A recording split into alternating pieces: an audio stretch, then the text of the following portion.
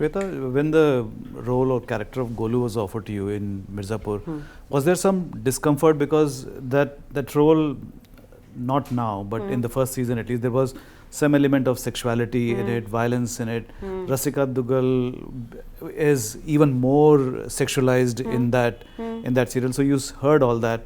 Was there some discomfort? And once you overcame that, if there was, on the sets, were there some intimacy coordinators who were helping you with those scenes?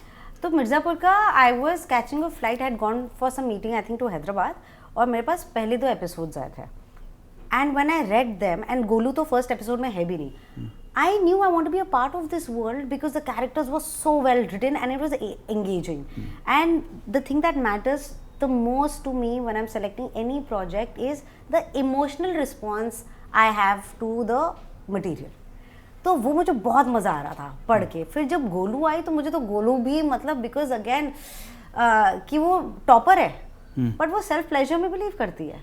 And in fact मैं तो खुश हुई थी कि जब in fact जो हमारे अभिषेक बैनर्जी जो एक्टर हैं तो उन्होंने कास्टिंग की थी अनमोल और अभिषेक ने for Mirzapur. So he called me up and he said कि अच्छा एक जो गोलू का इंट्रोडक्शन सीन है तो वो ना वो लाइब्रेरी में है and self pleasure and she is reading a book. And I was like, oh great, I don't have to perform with somebody. So वो तो फिर even better ही है. And उससे पहले मैंने हरामखोर की थी, which was about a student who's in love with a teacher. So उसमें भी काफ़ी intimate scenes थे. And my confidence after that film really went up because of the way Nawaz bhai, the way we treated the scene and the way it was performed. That's when I realized that everything is in your control. आप एक actor हो जो किरदार कर रहे हो. वो आपका किरदार या कैरेक्टर इतना नहीं टेक ओवर कर सकता कि आप ही बह जाओ या फिर आपके कोई क्रू या को एक्टर हो जाए. So that every experience really changes you. कल भी इनफैक्ट ताहिर और मेरी बात हो रही थी एंड वी रियलाइज दैट जो प्रोजेक्ट्स होते हैं ना वो हमें बहुत डिफाइन कर देते हैं.